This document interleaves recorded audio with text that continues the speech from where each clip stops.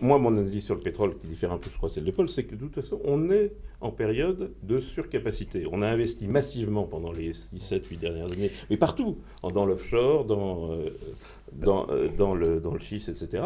Et quand on est en surcapacité, il faut que les capacités s'adaptent. Oui, pour nous, la logique est légèrement différente, c'est que la dimension géopolitique est majeure. Elle est vraie. Et en fait, c'est la reprise en main du marché noir, de l'or noir, qui est toute la zone chiite, qui est en train de se mettre en place, et c'est ça ce qui est la donnée la plus importante.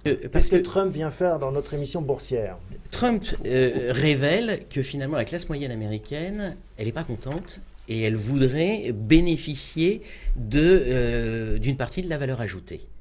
Et donc de ce fait, c'est sous-entendre que la classe moyenne, qui est très nombreuse, veut sa part dans la croissance de demain. Et ça pourrait réinjecter de l'inflation. Davantage d'inflation via quoi? Des hausses de salaire? Et de la croissance. Hausse de salaire. Et du potentiel de croissance. Tout à fait. Mais quand vous dites Trump et Sanders, il y a le candidat de Wall Street qui est Clinton, et il y a Trump et Sanders qui sont le candidat de cette démondialisation, définanciarisation. Il y aura peut-être Mike Bloomberg aussi qui pourrait montrer le bout de son nez. Alors c'est pas impossible. C'est le candidat de Wall Street. On a le G20 qui se rassemble en Chine, qui prépare un autre G20 du mois de septembre vers le 4-5 septembre, qui sera lui aussi très important. Et je pense qu'il est très intéressant de voir que le discours de la Chine y est tout simplement: je vais régler mes problèmes sans avoir recours à la dévaluation du yuan, donc je ne vais pas exporter ma déflation à l'extérieur, je vais vous laisser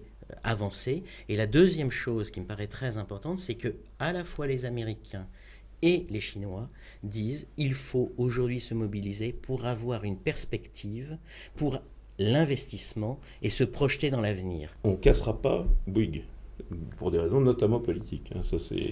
Donc la télévision, il a décidé de ne pas la vendre.